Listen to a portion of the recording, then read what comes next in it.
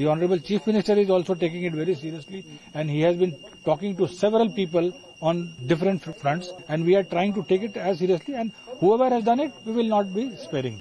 This is a new thing which has happened, and we have already, Manipur police ने पहले ही tweet किया हुआ है, so it has been escalated, and we are taking it very seriously.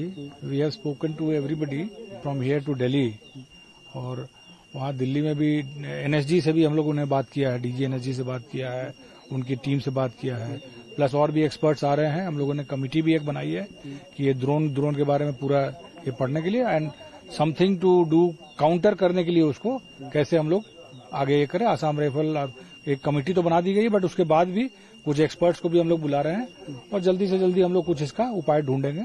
वहां पर हमारे पास कुछ है काउंटर के लिए, that also we are trying to deploy.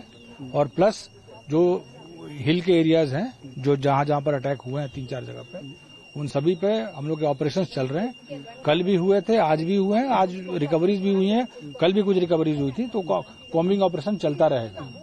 तो वो बिल्कुल ही श्योर रहेंगे. So everywhere combing operation will carry on. Do you really condemn this such type of new things? Obviously, who will not condemn such type?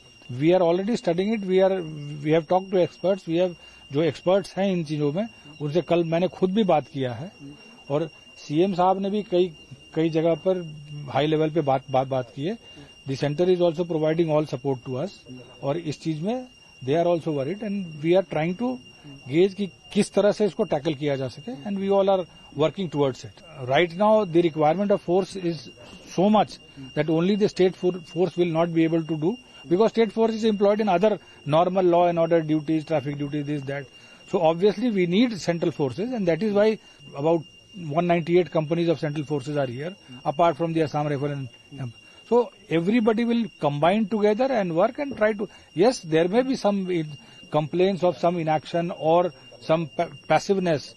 That we will look into it. इन्होंने भी बताया है, हम लोग जरूर देगा. अभी आपके सामने वो जो कमांडर थे उनको बताया गया है, and we will take it up with the senior अफसर.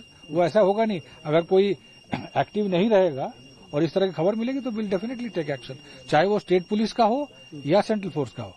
अगर वो अपना काम नहीं कर रहा ठीक से, तो ऑब्वियस है कि भाई it is a discipline force, professional force है, तो उसमें तो हम लोग को ये सब करना ही पड़ता है. We are going all out against them, and we are doing our operations. I have spoken to the corps commander also. I have spoken to Assam Rifles, all IGs also, and they are also very serious. In fact, DG Assam Rifle has come today, and he is also trying his level best. So everybody combined as a team is working together along with the state government.